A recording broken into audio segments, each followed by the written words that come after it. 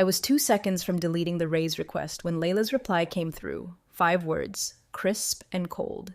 Be grateful you even have a job. No signature, just that. Like she was spitting it through a smirk from across the marble counter she called a desk. The thing is, I wasn't even the one who'd asked. Ethan was. Quiet, polite, steady as she goes Ethan. The guy who built the damn thing that runs our entire automation platform. A man who could optimize data flows in his sleep, who stayed late when no one asked, who still brought in bagels on Thursdays even after they forgot his 10-year work anniversary. He didn't even ask for much, just a raise to match inflation. 5 years. No adjustments, not even a cost of living bump. And that's the message she fired back. Not from HR, not from payroll, from Layla Kenwick, the director's wife. Now here's where it got weird. The raise request wasn't just ignored, it was intercepted. Layla had been advising Miles since the merger, but nobody expected her to straight up take over people ops. One day, she's at the quarterly party in a feathered blazer snapping selfies with the interns, and the next, she's denying promotion paths with a frozen Chardonnay grin. ROI per body, Miles liked to say, like we were data points, not people. Ethan just shrugged and muttered, "Guess the new math says loyalty costs too much." That afternoon, I passed by his desk. He looked still. Not angry, not even disappointed, just still. Like someone had flipped a switch from output to observation. I saw him close his console, pull up a strange little program I didn't recognize, and export something to an external drive. "You okay?" I asked. "Yep," he said. "Just doing some backups." Let me pause right here for a second. If you're into these kinds of real-world revenge stories where justice actually hits the right target and the quiet ones get the final say, do me a favor, like the video and hit subscribe. I know it sounds small, but seriously, 97% of you haven't subscribed yet, and that simple click helps more than you think. All right, back in. What I didn't know then, but would learn in devastating detail over the next few weeks, was that Ethan's backups weren't routine. They were surgical, methodical, precise. He wasn't just saving his code, he was archiving a signature. Ethan Barlow wasn't just our lead systems architect. He was the architect. Every logic path, every automation decision, every alert condition tied back to a single modular logic core that he had built from scratch. And when the licensing contract for that core expired 3 weeks earlier, guess who didn't sign the renewal? Right, Ethan. Not out of spite, out of necessity. Because in the chaos of the merger, legal never followed up. And Layla, brilliant Layla, told him to be grateful. Gratitude, it turns out, is a funny currency. Ethan had been paying it forward for 12 years, quietly, daily, with every hour logged and every line of code perfected. But gratitude isn't infinite, and when it runs out, you don't get noise. You get silence. And silence is what you should have feared. Because when Ethan went silent, the real countdown began. The first email was professional. Simple subject line, IP contract renewal, action required. Ethan CC'd legal, added links to the original contract, and even highlighted the expiration clause. No caps, no bold font, no passive aggression. Just clean, factual Ethan. He waited a few days, refreshed his inbox more than usual. Nothing. So he sent a follow-up, even more polite, shorter. Just a nudge, still silence. And then, like clockwork, the board invite dropped. Q3 Strategic Monetization Review. Theme, leverage points in proprietary technology. Subtext, let's parade Ethan's work like it was livestock headed to auction. Miles even dropped a line in the Slack like he was narrating a TED Talk. Let's show these guys how much margin we squeeze out of Ethan's code. Like Ethan wasn't in the damn channel. Like he was just background furniture now. Layla threw a thumbs up reaction under it, followed by one of those winky emojis. I remember staring at that message longer than I should have, wondering how people with nothing to build always seem so eager to take credit for what others create. Ethan didn't reply, didn't react, didn't log off. He just opened his second screen, leaned in slightly, and got to work. I saw it. His whole posture changed. No slump, no sigh, just this quiet, calculated shift from passive to something I couldn't name yet. He navigated to a private legal platform, something I hadn't seen before, and started uploading segments of code, tagged with time logs, signature traces, and version hashes, one line after another, time-stamped, notarized, encrypted. That's when I realized he wasn't updating a portfolio, he was preparing a perimeter. He downloaded the last executable version of the logic core and embedded a validation layer I didn't even know we had. And here's the thing, Ethan never added security layers without clearing it with DevSec. But this one? It wasn't for the company, it was for himself.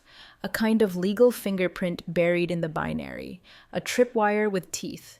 I walked past his desk later that afternoon. Same coffee mug, same plant, same stack of dog-eared API reference books. But his face? Different. Like someone who finally stopped waiting to be rescued and started laying the fuse. I leaned against the partition. Everything good? He didn't look up, just nodded once. They want leverage. I'm giving them friction. He wasn't bitter. That's what stunned me. No snark, no rage, just resolve. That calm, ice water in your veins clarity that only shows up when someone's been underestimated one too many times. A few hours later, I checked the internal commit logs. Ethan's name was still stamped across every core function. No other contributors listed, not even as reviewers. Just him. 12 years of iteration, all filed under one architect. And thanks to the merger chaos, nobody had thought to update the legal sign-off on the license, which meant we were operating unknowingly on a ticking bomb made of negligence and assumption. But Ethan knew, and Ethan wasn't asking anymore, he was recording, preserving, documenting, building a case not in court, but in silence. And the worst part? Miles and Layla were too busy planning their little boardroom show and tell to notice they were already standing on a trapdoor. Thursday morning, 8:55 sharp.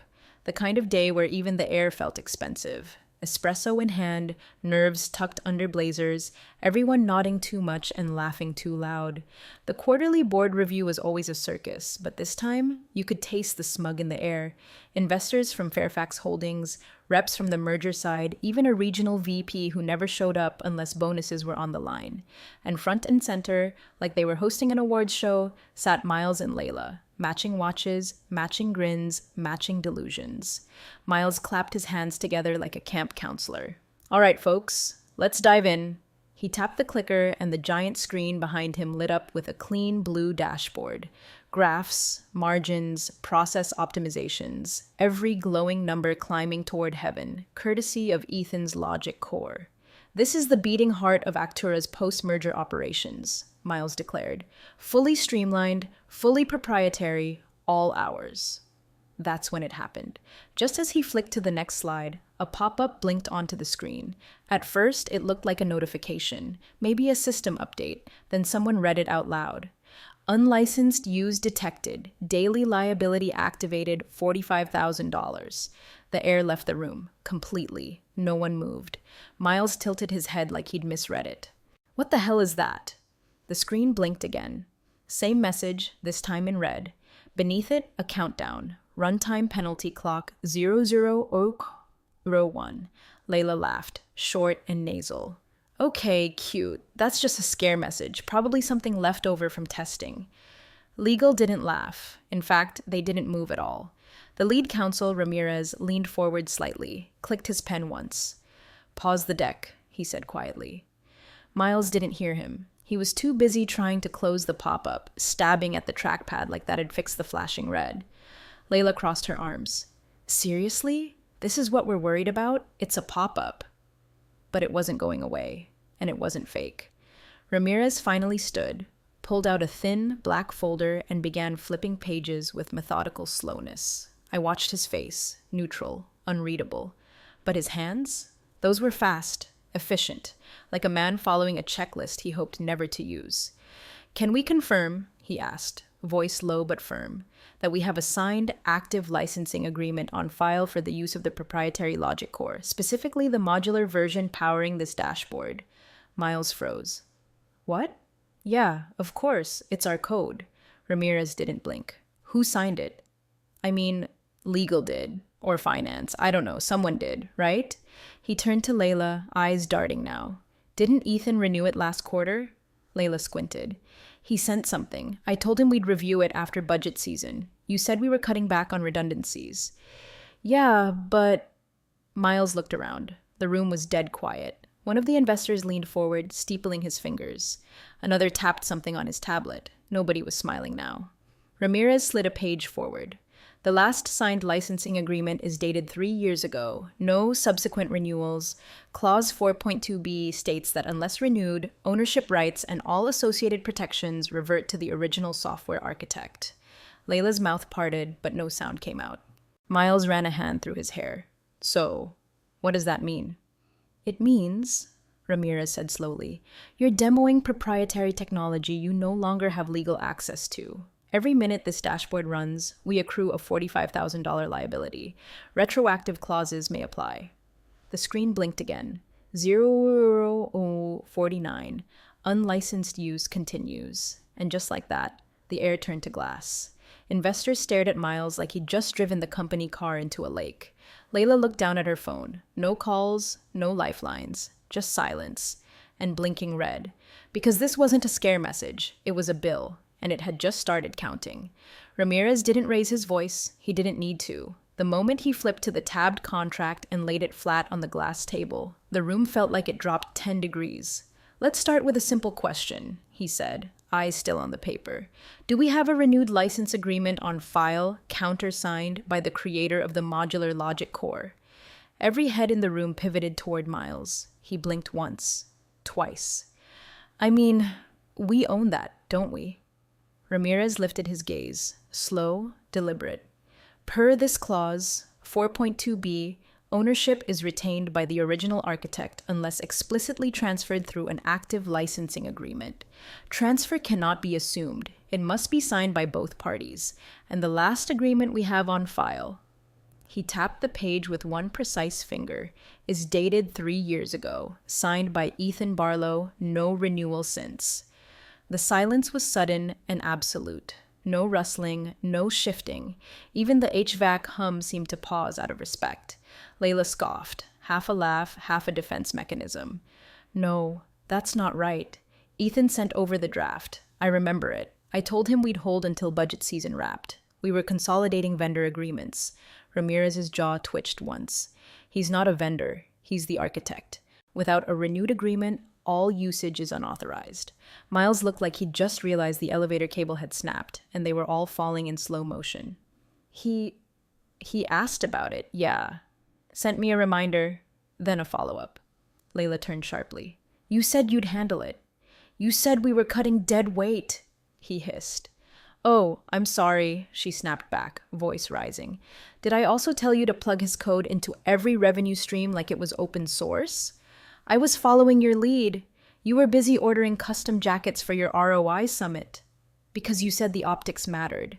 Because you wanted to look like a visionary, Miles. You told me the licensing stuff was fluff. It wasn't supposed to be real. It was Ethan. He doesn't even talk in meetings. The table wasn't big enough for all the blame flying across it now. It pinged back and forth between them like a grenade with the pin halfway pulled. A senior investor cleared his throat, the sound loud as thunder in the tension. Am I to understand, he said slowly, that we are now liable for potentially hundreds of thousands of dollars because your wife made a judgment call without legal review? Miles opened his mouth, closed it. Layla turned red. Not the kind of red that screams anger, the kind that screams exposure. Her voice dropped. This wasn't supposed to happen. It's Ethan. He's not like that. Ramirez closed the folder. Apparently, he is. Another blink on the screen. 000641. Unlicensed use ongoing. Ramirez looked at the board chair, then at the investors. Until we resecure usage rights, I strongly recommend a halt to all core automation functions. We're not just in breach, we're in violation, with damages accruing in real time. Layla stared at the message on screen, then back at Miles. Fix it. I can't, he whispered. Call him. He didn't move. Layla leaned closer. Call him. And that's when everyone in the room realized something that sent a new kind of chill across the table. They didn't even know if Ethan would pick up, because the center of gravity had shifted, and Ethan wasn't in orbit anymore. They were. Around him. Someone from IT, Jared, I think, was already under the table unplugging cables like that was going to stop the hemorrhaging. Another dev tried to boot up a local backup from a dusty server they kept in Storage B. Miles barked, Roll back to V6. That one's clean. Layla hovered behind him like a ghost, arms folded tight, lips pinched, as if squinting hard enough might erase the red blinking on the screen. Then came the second pop-up. Unauthorized signature detected. License validation failed. Ramirez didn't flinch. Try another version. They tried V5. Same result. Someone muttered, Jesus. Jared resurfaced, pale and sweating. We've gone all the way back to V3. Every single logic module links to Ethan's validation signature. Even the non-executables flag his compiled hash. There's no clean copy.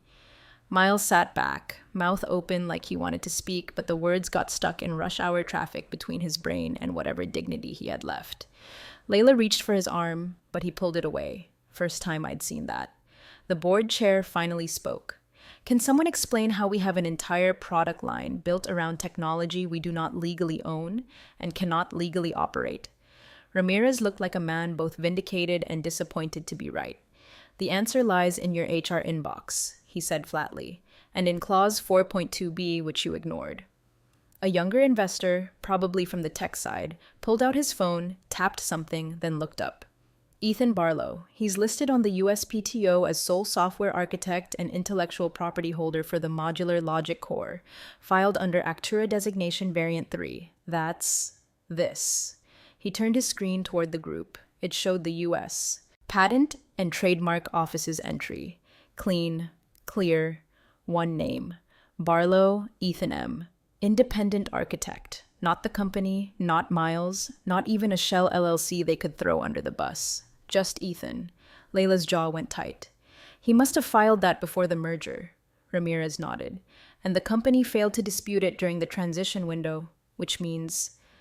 He turned his own laptop around, opened a secure tab, logged into the licensing registry portal, tapped through 2 fields, then pivoted it slowly, like a judge sliding the final verdict across the bench.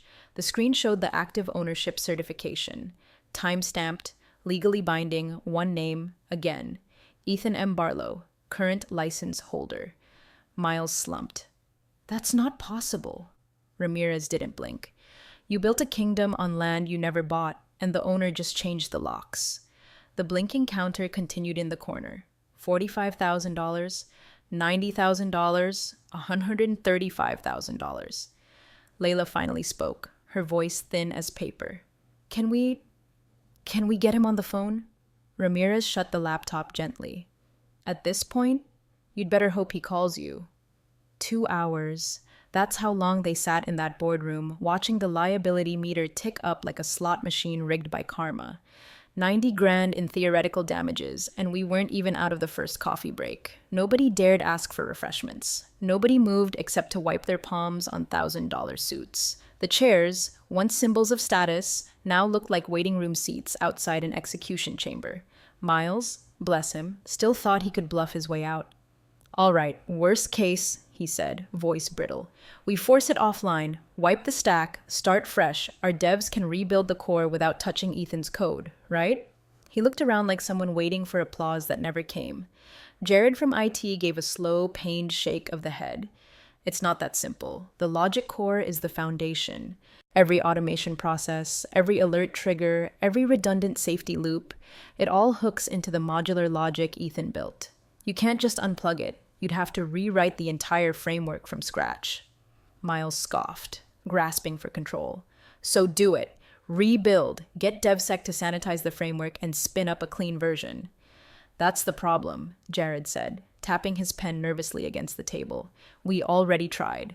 Once we modify anything downstream of the original license without authorization, we trigger clause 9.3 of the retroactive agreement. Ramirez folded his arms. That's the damages clause. Layla leaned forward, eyes wide. Retroactive? Ramirez didn't blink. Every unauthorized deployment, past and present, accrues damages, including any attempts to circumvent the signature layer. If you alter it, you acknowledge usage. And since you're not the licensee... He let the silence say the rest. Miles rubbed his temples.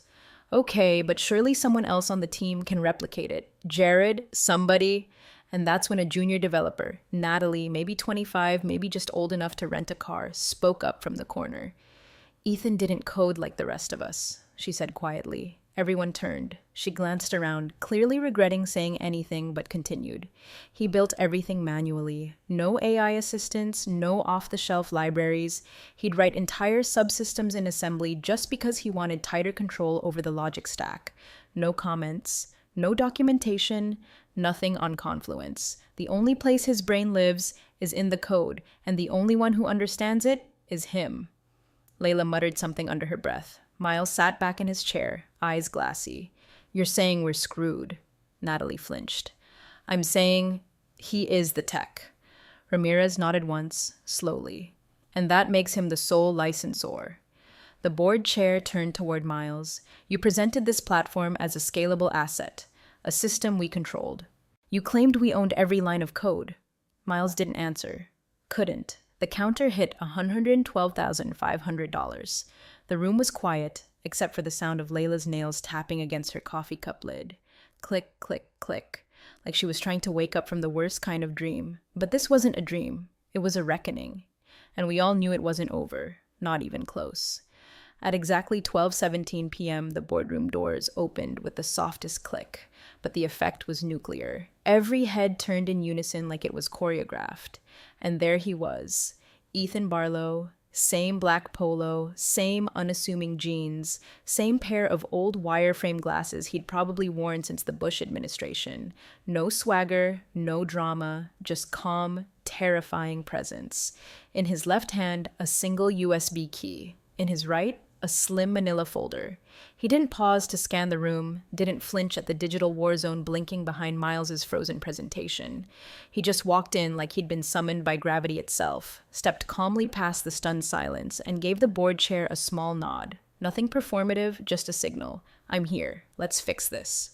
Miles stood up too fast, knocking into the table. Ethan, we were just about to... Ethan didn't even acknowledge him. He moved with surgical precision, plugging the USB key into the master control panel beneath the main display. No drama, no speech, just a quiet series of inputs. He typed a 32-character passphrase like he was entering a grocery list. No glances, no hesitation, and then blink. The penalty counter vanished. The dashboard reset. No pop-ups, no red flashes, just normal. The whole room exhaled, but no one dared speak, not even Layla. She sat completely still, hands clenched, eyes trained on the screen like if she moved, it might start blinking again. Ethan unplugged the USB, slipped it back in his pocket, and turned to legal. He pulled a single printed document from his folder and handed it across the table to Ramirez. Formal notice of license terms, he said, voice steady. Filed with the USPTO last week, delivery confirmed. Time-stamped. Ramirez took the sheet and read it carefully, line by line. I saw his eyebrows rise just a hair. Approval, maybe even respect. Then he nodded. Thank you, Mr. Barlow. Ethan didn't react, didn't smile, just turned and walked toward the door like he hadn't just ended a 6-figure hemorrhage with 10 keystrokes. Miles half-stepped forward. Wait, Ethan, we should talk about... Ethan kept walking, Layla's mouth open. She looked like she wanted to say something, maybe beg, maybe bargain, but he never looked at her. He didn't have to. His silence said more than any speech ever could. He didn't come for revenge. He came for control. And now, everyone in that room knew exactly who held it. They called a break, no dramatic announcement, just a soft instruction from the board chair, followed by chairs scraping back and whispers that didn't dare rise above the air conditioning. Miles didn't move at first, just sat there with his hands clasped, trying to hold on to some version of himself that hadn't just been dismantled in front of a dozen power brokers. Layla had slipped out during the silence after Ethan left. No one acknowledged it. No one asked where she went. When we reconvened 27 minutes later, everything felt different. Still the same chairs, same espresso-stained glasses on the table, same sun slicing through the blinds, but the temperature had shifted. No more tension, just precision. The board chair came in first, followed by Ramirez and a second legal counsel we hadn't seen before, outside advisor probably. They placed a single folder in front of Ethan's chair. He was already seated again. Calm. No phone out, no pen in hand, just waiting. Mr. Barlow, the chair said, tapping the folder once, we've reviewed the licensing terms and formal notice you submitted. Legal has drafted the reinstatement documentation per your original filing, as well as a corrective agreement regarding oversight. Ethan opened the folder. 3 pages, No fluff, no executive summary, just clean language and hard terms. The first, formal reinstatement of his role as external IP custodian with full authority to approve or suspend use of the modular logic core across all company environments. The second, new licensing terms, 3 times the previous rate, effective immediately, non-negotiable. The third, retroactive forgiveness of damages, but only under condition of Ethan's ongoing oversight. The liability counter, wiped clean. But if they touched a single line of code without his sign-off going forward, the full penalty returned with interest. He read each page once. No questions, no edits. He initialed the bottom right corner of the second page just once and slid the folder back across the table. The room held its breath like it had just witnessed a ceasefire signed in silence. Ramirez nodded. It's done. The board chair leaned in. Effective immediately, Ethan Barlow will resume oversight as sole licensee. Mr. Kenwick. Miles looked up like a child being summoned from the principal's office. You will be placed on reassignment leave, pending further review. He didn't argue, didn't even look surprised, just nodded once and reached for his tablet like it might shield him from the fallout. No one asked where Layla was. The chair didn't explain her absence. We didn't need them to. She wasn't coming back, not to that room. Not after what the room had seen. Ethan stood slowly, collected his copy of the contract, and walked toward the door without a word. Again, no smirk, no victory lap. He didn't even glance at the people who had tried to write him out of his own creation. He didn't need to, because order wasn't requested. It had simply returned. 1 week later, we were back in the investor room, same skyline view, same polished floor, but a different mood entirely. The glossy optimism of disruption and synergy had vanished. Now it was all about stability, reliability, control, words they hadn't cared about until they remembered what it felt like to lose them. The quarterly investor update was shorter than usual. No flashy videos, no branded jargon. Just facts, streamlined operations, damage control measures, updated compliance structures. Miles's name wasn't mentioned once. Layla didn't exist. Her email had been reassigned to a generic HR inbox and not a single investor asked where she went. They already knew. This kind of room doesn't need explanations, they just need outcomes. It wasn't until the final slide that the shift crystallized. 1 line, bottom right corner, tucked under a plain gray heading titled Custodial Controls. Core Logic IP custodian E. Barlow, independent licensee, no flourish, no title inflation, just the name that mattered. A hand went up in the back, an older investor, sharp suit, sharper memory. Is the penalty feature still active? He asked. Everyone turned toward the screen where Ethan had dialed in remotely. His video was off, of course, just a black square with his initials, EB.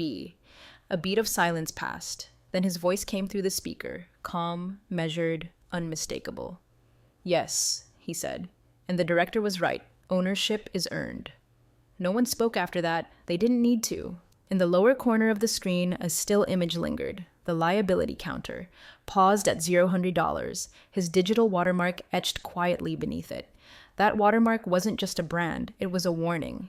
A signature written in silence across every line of code that built their future. He didn't gloat. He didn't need to show up. He'd already won. And as the call ended and the boardroom emptied out in hushed reverence, 1 line replayed in my head.